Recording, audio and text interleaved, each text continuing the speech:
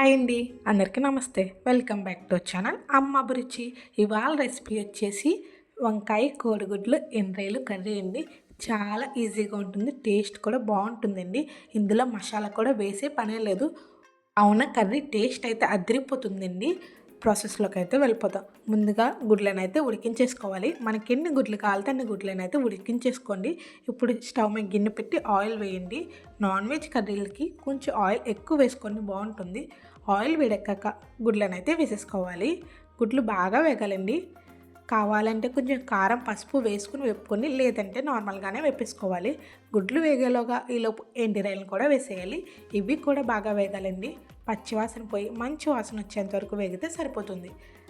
వేగాక తీసేసుకోవాలి. అదే గిన్నెలో ఆయిల్ ఉందో లేదో చూసుకోండి. ఆయిల్ సరిపోకపోతే కొంచెం ఆయిల్ వేసుకోండి. ఆయిల్ వేడెక్కాక ఉల్లిపాయ ముక్కలు పచ్చిమిర్చిని కూడా వేసేయండి. ఉల్లిపాయలు అనేవి చాలా చిన్న ముక్కలుగా కట్ చేసుకోవాలి. ఉల్లిపాయలు అనేవి కలర్ చేంజ్ అయ్యేంత వరకు వేగాలండి. అంటే పచ్చివాసన పోయి గోల్డెన్ కలర్ వచ్చేంత వరకు వేగితేనే బాగుంటుంది. అలా అయితే వేపుకోవాలి. అలా వేగాక ఇందులోనే చిన్న చిన్న ముక్కలుగా కట్ చేసిన టమాటా ముక్కలను కూడా వేసేసుకోండి. టమాటాలు కూడా చాలా చిన్న ముక్కలుగా కట్ చేసుకోవాలి. టమాటాలు కొంచెం సేపు మగ్గితే సరిపోతుందండి, ఎక్కువసేపు అయితే అవసరం లేదు.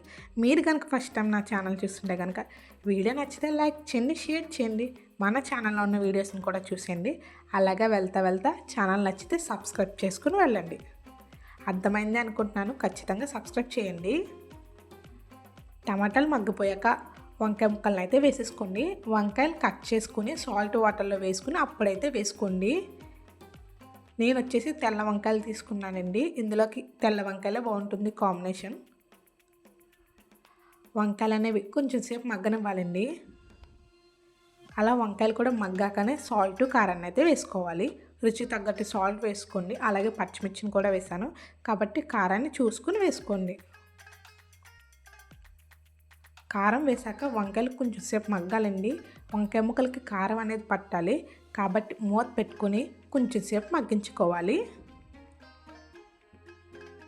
అలాగే ఇందులోనే ముందుగా పెట్టుకున్న ఎండురాయలను అయితే వేసేసుకోండి.